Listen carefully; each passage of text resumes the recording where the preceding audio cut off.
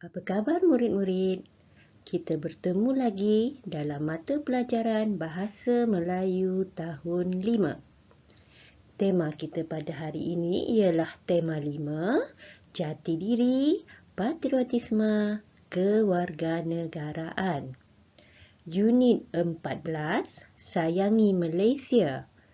Tajuk kita berada dalam halaman 108 buku teks Bahasa Melayu tahun 5.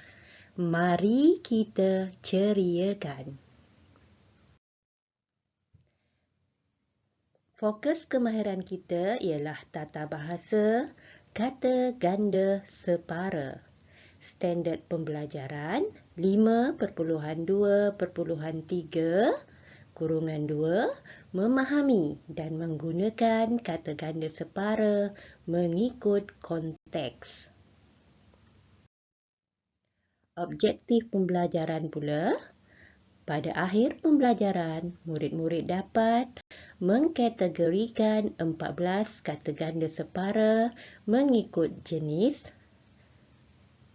melengkapkan ayat dengan 5 kata ganda separa yang betul. Mari kita kenali dulu maksud kata ganda separa. Kata ganda separa ialah kata yang menggandakan sebahagian sahaja kata dasar. Kata dasar terdiri daripada kata tunggal atau kata berimbuhan. Jenis yang pertama ialah kata ganda separa tunggal. Contoh kata ganda ini ialah kuda-kuda menjadi kekuda, bola-bola menjadi berbola, layang-layang menjadi lelayang.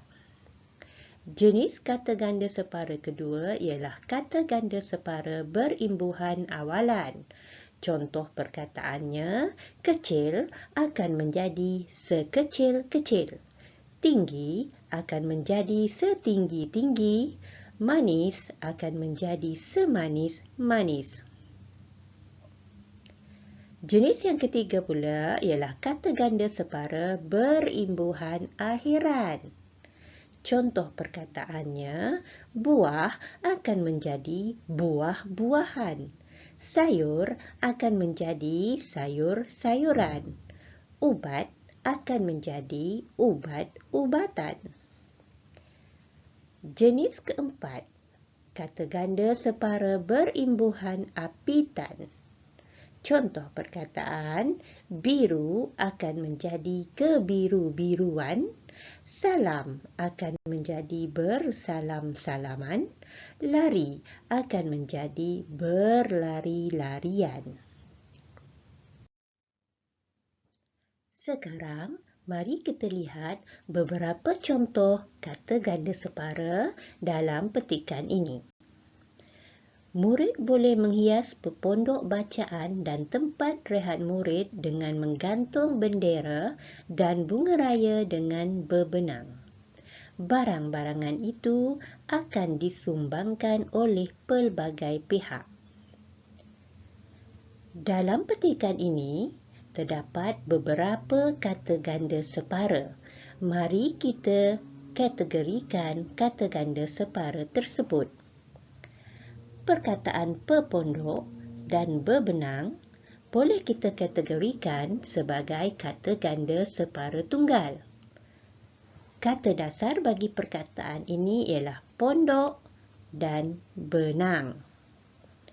Manakala perkataan barang-barangan boleh dikategorikan sebagai kata ganda separa berimbuhan akhiran.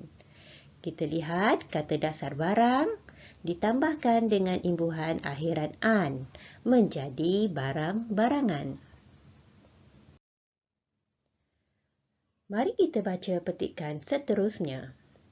Lebih kreatif lagi jika murid menghias dedauai pagar sekolah dengan membentuk kata-kata patriotik daripada botol minuman. Bantu-membantulah antara kamu supaya kerja ini lebih mudah. Baiklah murid-murid, dalam kata ganda separa ini, kita lihat perkataan bantu-membantu. Kata dasar perkataan ini ialah bantu dan telah ditambahkan imbuhan mem di hadapan kata dasar bantu. Jadi ia berbunyi bantu-membantu. Oleh itu, ia dikategorikan sebagai kata ganda separa berimbuhan awalan. Manakala perkataan dedawai, kita kategorikan sebagai kata ganda separa tunggal. Kata dasarnya ialah dawai. Kita teruskan bacaan kita. Di dalam kelas, wujudkan sudut patriotik yang dihiasi dengan maklumat sejarah. Murid boleh merujuk cikgu sejarah untuk mencari-cari maklumat patriotik. Murid boleh mengambil gambar sebagai kenang-kenangan. Selalulah kunjung-mengunjung sudut itu nanti. Baiklah murid-murid, di sini kita lihat perkataan mencari-cari dan kunjung-mengunjung ialah kata ganda separa.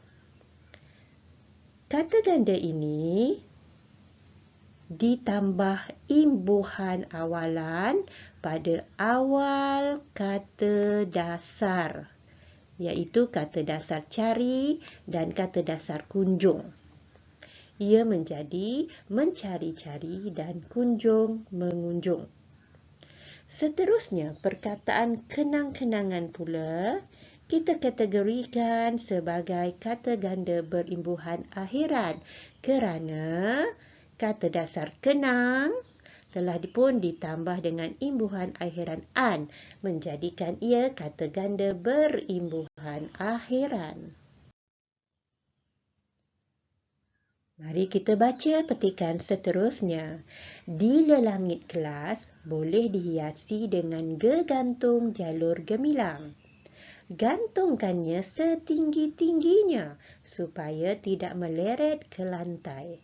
Warna kemerah-merahan, kekuning-kuningan dan kebiru-biruan pada bendera menyerikan suasana kelas. Baik, terdapat banyak kata ganda separa dalam petikan yang berikut. Kita lihat satu persatu. Kata ganda lelangit dan gegantung boleh kita kategorikan sebagai kata ganda separa tunggal. Kata dasar bagi perkataan ini ialah langit dan gantung. Kata ganda setinggi-tinggi kita kategorikan sebagai kata ganda separa awalan. Kata dasar tinggi telah pun ditambah se di bahagian hadapan menjadikan ia setinggi-tinggi. Seterusnya, perkataan kemerah-merahan, kekuning-kuningan dan kebiru-biruan merupakan kata ganda separa berimbuhan apitan. Kata dasarnya telah pun ditambah dengan imbuhan apitan ke dan an. Begitu juga dengan kekuning-kuningan dan kebiru-biruan. Jadi, perkataan-perkataan tersebut dikategorikan sebagai kata ganda separa berimbuhan apitan. Murid-murid, sekarang mari uji pemahaman kamu dengan melakukan tugasan hari ini. Tugasan pertama, bina peta pokok untuk menyenaraikan semula kata ganda separa yang kamu pelajari hari ini mengikut kategori yang betul. Tugasan kedua, lengkapkan ayat-ayat yang diberikan oleh guru bahasa Melayu kamu dengan kata ganda separa yang betul.